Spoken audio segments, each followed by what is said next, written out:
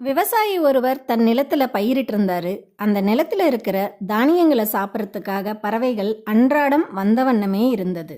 விவசாயிக்கோ அந்த பறவைகளை துன்புறுத்தி விரட்டுறதுல சுத்தமா விருப்பம் இல்லை. அதனால நிலத்தின் ஒரு பகுதியில பறவைகளுக்கான உணவை தனியா எடுத்து வைக்க ஆரம்பிச்சாரு. அது அந்த பறவை கூட்டத்துக்கும் புரிய ஆரம்பிச்சுது. தினமும் அந்த பறவைகள் வயலோரத்துல இருக்கிற தானியங்களை வந்து சாப்பிட்டுட்டு போக ஆரம்பிச்சுது. ஆனா அந்த பறவைகள் கூட்டத்துல சில பறவைகள் மட்டும் நல்லா தெரிஞ்சுது இந்த விவசாயி நம்மளை எதுவும் பண்ண மாட்டாரு அப்படின்னு. அதனால அவங்க குறும்புத்தனத்தை காமிக்கிறதுக்காக பயிர்களை எல்லாம் சேதப்படுத்த ஆரம்பிச்சாங்க. இதை பார்த்த விவசாயிக்கோ பயங்கர கோவம். இவ்வளவு நல்லது செஞ்சும் நீ என்னோட பயிரையே சேதப்படுத்துறியான்னு கற்களை கொண்டு பறவைகள் மேல எரியிறாரு. பறவைகளும் ஒன்னொன்னா அடிபட்டு கீழே விழுந்துட்டே இருக்கு. அப்போதான் அந்த பறவைக்கு புரியுது, விவசாயி நம்மளையும் மதிச்சு நமக்காக நல்லது செஞ்சாரு, ஆனா நம்ம அவரையே கோவப்படுத்தி அவரையே நம்மளை அடிக்க வச்சிட்டோமேன்னு.